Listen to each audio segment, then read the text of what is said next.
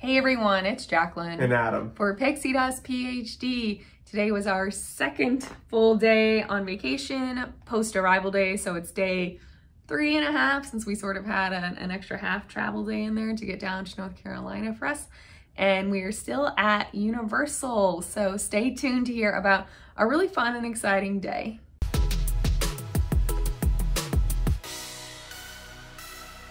We woke up this morning at the DoubleTree. We got up a little bit early to pack up and check out and get the heck out of there. Loaded up the car, the rental car, and then we drove over to Loews Royal Pacific. It actually also was our first time like driving through the Universal Resort, which is funny because we've been here a handful of times before, but we've just never driven through. And so that was fun to see some new views, but it was a really quick and easy drive. Then when we arrived, we unloaded all of our bags. The bellhops here are amazing and so personable and helpful, so that was great. And then we did a pre-check-in at the front desk. We arrived, I think, pretty close to 8 a.m. So obviously our room wasn't ready. We weren't expecting the room to be ready by any means. But you know, I went to the front desk and told them, hey, I'm here. And we did our pre-check-in, so got everything squared away in terms of the room and the parking, and then they gave us our express pass for the day, and it is express unlimited. So also I was told that the way pre-check-in works is it's kind of first come, first serve. So then once rooms are cleaned and ready, they'll go down the pre-check-in list basically in order and text you when your room's ready. So we got there pretty early and I was told, you know, the room's guaranteed by 4, but they were pretty sure we would get the room before that. And we did. I got a text at around 10:30 a.m. saying that our room was ready. So it was actually ready very early. We didn't come back to the resort until about 2 p.m. or so. We headed straight out to the park since we had that express pass to take advantage of. But that's how hotel check-in process went. And yeah, the room was ready super early. So if you are going to stay offsite and then splurge a little bit and come over here, or another Loews resort, I'm sure does a similar thing. Just know that the earlier you get here and do your pre-check-in, the earlier you'll get your actual room almost surely.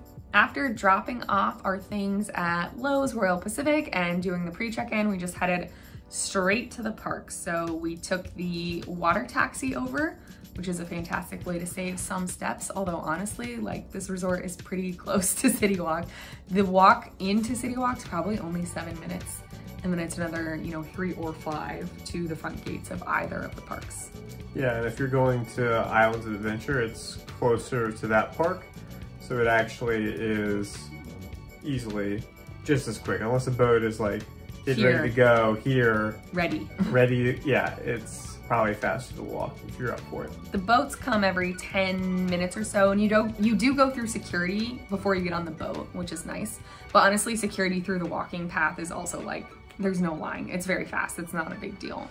So it's nice to have those options of either the water taxi or walking, and both are very fast.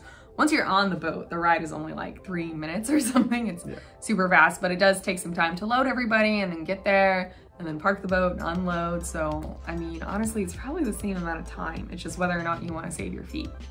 And that is a consideration, right? But yeah, so after we rode the taxi in, we went through to Universal Florida Studios, yeah. Islands didn't open until 9 a.m. today. And we actually, through the early theme park entry, because we're staying on property, you could have gone into Studios as early as 7 a.m. We didn't get up that early, but we were in the park by 8:30 or so, I think. Yeah, easily. And it was nice out. It's not very busy yet. And it was really a nice time. We went all the way back to Diagon Alley and did a quick express pass Gringotts. You know, really good first taste of express pass, right? 4D rides can always be a little iffy on the belly, but you know, it was all good. Yeah, I can feel when my head is starting to go. I have, I would say, mild to moderate motion sickness. Like, it's not severe, but I mean, I can be put out for the better part of a half hour if things go poorly.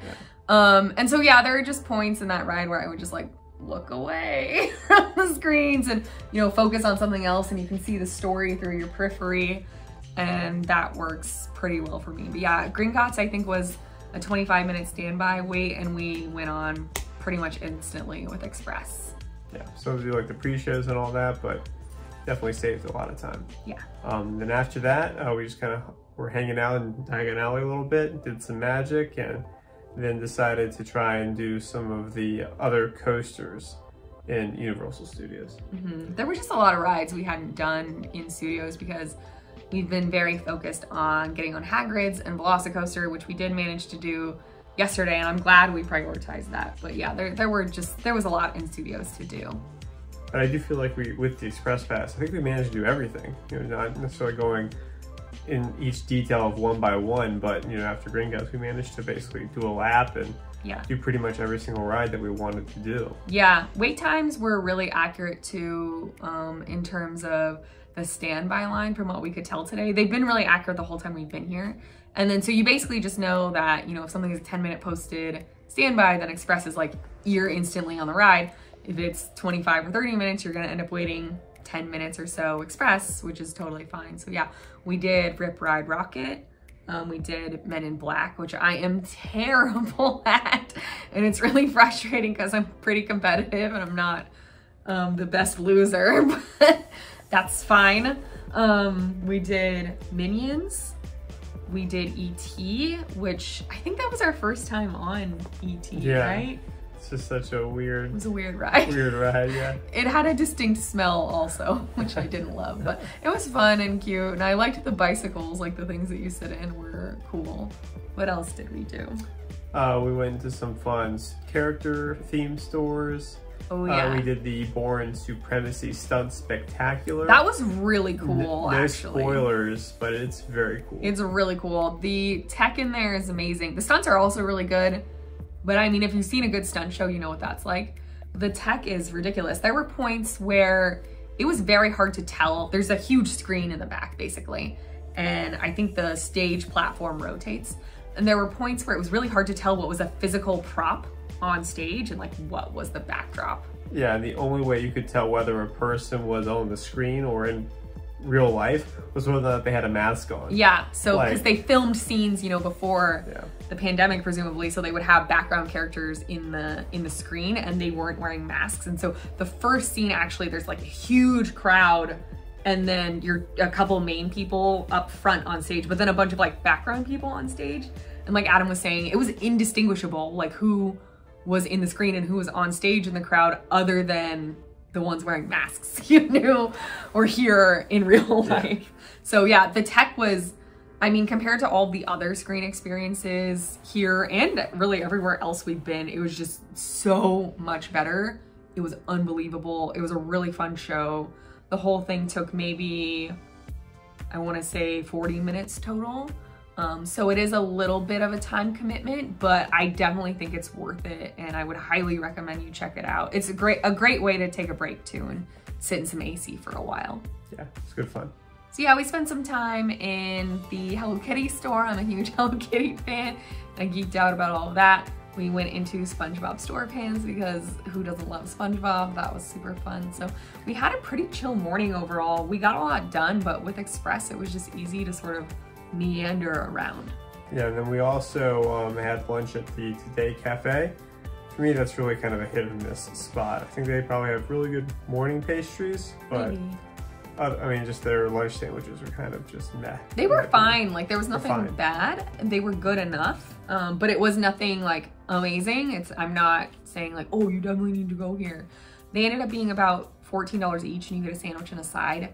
The normal side is potato salad, and Adam and I opted out of that and got a fruit side instead. So like pineapple, blueberries, strawberries, cantaloupe, I think. Yeah. And yeah, the sandwiches were good. It's just like, I don't know. We went to Bread Box yesterday, and for basically the same price, you get much, much better food. So if you have the time to hop out of the park, City Walk is better, I think, for sure. Yeah, I certainly agree with that. Yeah, so it was a pretty busy and productive morning of hitting up some fun rides. We did skip Shrek on purpose. Some other things we skipped in general. We didn't do the Simpsons ride because I know that makes me nauseous. I don't think there's any way around that. We also didn't do the Spider-Man ride for basically the same reasons. We didn't do Dr. Doom's Fearfall because like, it's a pretty standard ride that you can ride anywhere. It consistently had a 5-minute wait, even standby, so we could have done it, but it's just not that appealing. Yeah. But other than those, I really think we did pretty much everything. Yeah. So after lunch at the Today Cafe and some gawking in the Hello Kitty shop and some other meandering around, we went ahead and took the Hogwarts Express over to Islands of Adventure, which is probably our preferred park in general. Yeah, there's just more to do there. Yeah, especially because we come here for thrill rides, so that's where your big coasters are. So after we arrived on the Hogwarts Express, we decided to go ahead and do the single rider line at Velocicoaster, which was open. It does like randomly open and close throughout the day, so you just have to keep an eye either on the app or the ride itself. Almost pretty sure the app lies to you half the time as well. Yeah, we have had mixed luck with the app, so something to know. And also today is Monday, September 6th. Today is Labor Day. Hagrid's was a standby line, I think all day. All day. Whereas Saturday and Sunday, it had been a virtual line through a website, not through the app. So, yeah. And it's been through the app on other days, apparently. Right. So, yeah, like 3 weeks ago, I had set up our virtual line accounts because, you know, I like to be very prepared for things. And like, I swear that virtual line for Hagrid's was on the app. And then we got here and I couldn't find it. And it was like, you had to scan a QR code to go to a website. And it was all kind of a clusterfuck and a little bit confusing. Can you say clusterfuck on YouTube? Yeah, why not? That's like a proper word in the dictionary. It's just a word. It was a little chaotic for a planner like me. So yeah, I guess you kind of have to be in the parks and like keep an eye on what's going on to really know how you're gonna ride things. But so for Velocicoaster, right, it was a posted 50-minute wait, single rider line was open. We had done it yesterday together, so we decided that like single rider was fine. The single rider line is inside the whole time. The normal line, you do go outside for maybe a third of it. And it was hot. It was pretty hot. Like at this point, it was probably what, 12:30 or 1 o'clock? Yeah, it was midday. It was midday, sun was bright. It was easily in the 90s. Like I just didn't really feel like waiting outside, and the single rider line was open, so we got in it. We were like the second to last party to get in the single rider line, and then they shut it off. So at the time, that kind of felt like good luck. Like, wow, we made it into the single rider line. In retrospect, you really want to get in the single rider line like right when they open it back up. If you're getting in it right as they're about to close it off, you're going to be waiting a while. So we waited probably 45 minutes. Where's the wait time was what? 50? 50, yeah. So we basically waited the same amount as the posted standby line, but we had to split up. But the pro is that we didn't have to go outside at all. Like we got to wait the entire time inside. But yeah, it's a 2-seater, so they don't need a lot of single riders. Honestly, it's not like a 3-seater where you can constantly put single riders in. So it is kind of a slow grind. And I would say, yeah, if the single rider line's looking pretty full, you're gonna spend probably most of the posted wait time in it.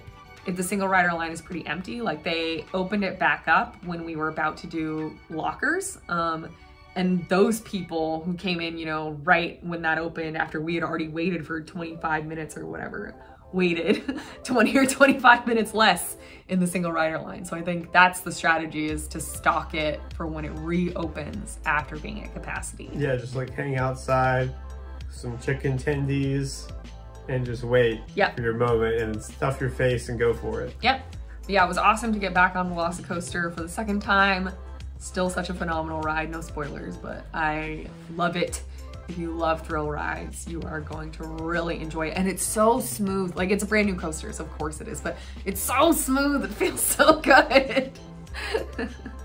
After Velocicoaster, it was really hot, so we decided to come back to the hotel because our room had been ready for a while. So we came back. We had to get our actual room keys from the front desk, but that was very fast and easy. Came up to the room, filmed a quick room tour, took a shower. We used the Theragun. We did the massage gun for a little bit and just relaxed in the AC for a bit, and then headed back out to the parks. We wanted to leave the room before 4:30, which we did. Things weather-wise started going downhill. We have not gotten properly rained on, like it hasn't poured, while we've been outside. So overall, I would say weather-wise, we've been super lucky so far. But today has been pretty lightning-y on and off since about 3:30 p.m. So like the water taxis don't operate during lightning, and then all the outside big rides at Universal also don't run during lightning. By the time we got downstairs, the water taxi line had just opened back up. So again, we thought we'd be like pretty lucky. But we ended up waiting in that line for like 20 minutes, and then we still had to take the water taxi out there. So it definitely would have been faster to walk. Lesson learned, I guess. But that's fine. I mean, yeah, it is what it is. But yeah, then we headed back into Islands, our preferred park, because we wanted to try to get on Hagrid's again. So while we were on the boat, we were looking at the app, and you know, all the big rides had been down because lightning. So Hulk was weather delayed, Velocicoaster was weather delayed, Hagrid's was weather delayed. There were probably more. And we were slowly watching them come back online. So Hulk came back up, Velocicoaster came back up, posted a 45-minute wait like as soon as it came back up. So I assumed that was just like, that's what they think the bum rush for that ride is going to be. And I figured the Hagrid's time would be similar.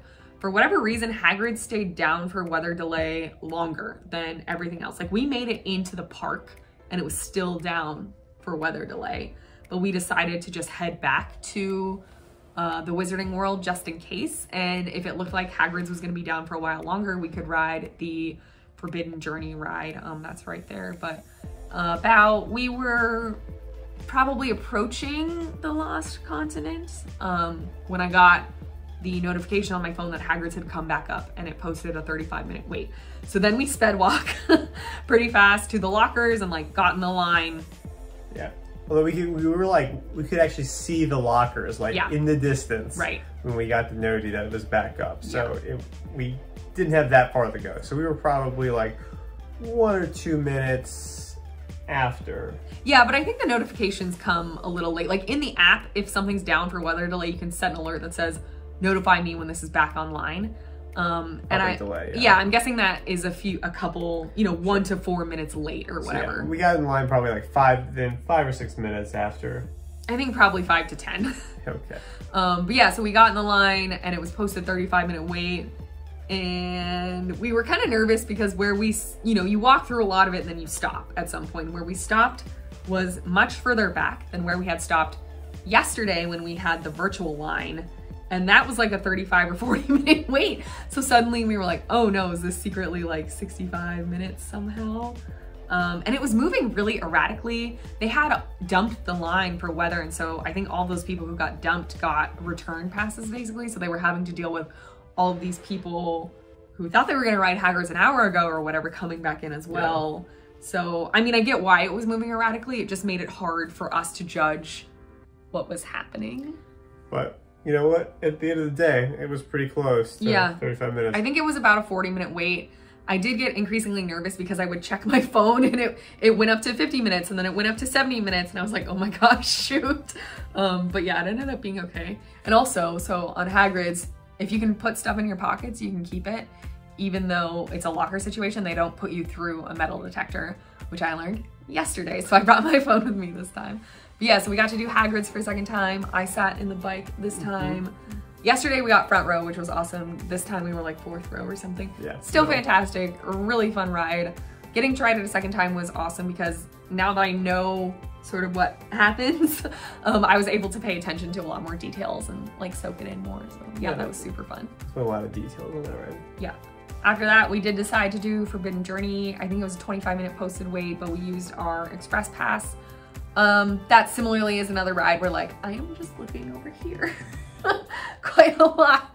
And I felt fine because I knew that ride would set me off, and so I just didn't look at hardly any of the screens. But I think Adam paid attention, right? And you felt not great. Yeah, I was staring directly into the sun on that one, and yeah, felt a little dizzy at the end, but it was fine. Yeah. I was able to shake it off in a couple minutes. You bounced back. So yeah, we took a little water break and stood under a fan for a few minutes, and then we did some magic in Hogsmeade instead of heading off to another ride right away for about 30 minutes. And Adam was feeling better, and we were sort of relaxed and refreshed and ready to go. after that, we moseyed back on over to the Hulk, which is one of our favorite rides. One of my favorite rides, definitely. What about you? It's very thrilling. Yeah, it's a good ride. So, and then we expressed past that. It is funny, as much as I love that ride, it is very fun. Riding it today after having ridden Hagrid's and Velocicoaster twice, because last time we rode it was before all of our Hagrid's and Velocicoaster rides. I noticed it was rickety. Comparatively. Yeah, comparatively. Like when we rode it for the first time, perfect, like no complaints, I felt great. And then when we rode it today, I was like, oh, it is a little rickety, like in comparison. It's not super bad. I didn't feel like my head was crazy. Like Rip Ride Rocket is pretty bad. Rickety, yeah. That track probably needs to be replaced. That one really, like, you really have to use a lot of your muscles to like keep your head still and keep it back. Otherwise you're gonna concuss yourself a little bit. Yeah, Hulk was fantastic. And then by the time we were done with that, it was probably 7:15 or so. Yep, time to eat dinner. I was really hungry, yeah. So we came back to the hotel for dinner. We did magical dining, which we talked a little bit about in the room tour video, which either was recently posted or will be posted very soon. But it was delicious and fantastic. And we were hoping to hit up the pool for a half hour or an hour afterwards and grab a drink, but it really has been doing lightning since we've been back, basically. So I'm glad we vacated the park when we did. Most of the rides were going down, I don't know, 20 minutes after we left, and there's no way they've come back up, and the parks are now closed. So it's a quiet night for us in the hotel, and we have a super big day tomorrow. I'm really excited. We're gonna get up early and check out of Royal Pacific, but we still do have one more day of park tickets, and we have express pass for all day tomorrow. So we're gonna spend a few hours at Universal tomorrow, just redoing the things we want to do again, soaking it in one last time. I'm gonna try to get some ice cream at Florian's because we haven't done that yet. So, you know, that might be my breakfast, but so be it. And then after that, we're gonna do some errands, hit up the outlets. Don't want to spoil your video tomorrow, do you? Well, I mean, we're moving on to Disney, so our Universal time is coming to an end midday tomorrow, and I'm sad because it's been wonderful, but I'm also very excited for what's coming next. So Me too. Be sure to subscribe to the channel and ring that bell in order to receive notifications whenever I upload new videos, because we are moving on to Disney content very soon, which I know that's why most of you are here. And thanks so much to everyone who did leave a like on this video. I really so very much appreciate your interactions on the channel. We are pretty tired, pretty sore, so we're gonna go ahead and wrap this one up, but I hope you have enjoyed this vlog. Let me know what you think about Universal. If you've stayed on property, I would love to hear all of your thoughts. We really haven't talked about Universal on the channel before, so I think that'll be a new and fun way for me to interact with you all. And if you want to talk outside of YouTube, you can always find me over on Twitter and Instagram at PixieDustPhD. I hope the rest of your day is super magical, and we'll see you real soon at PixieDustPhD. Bye.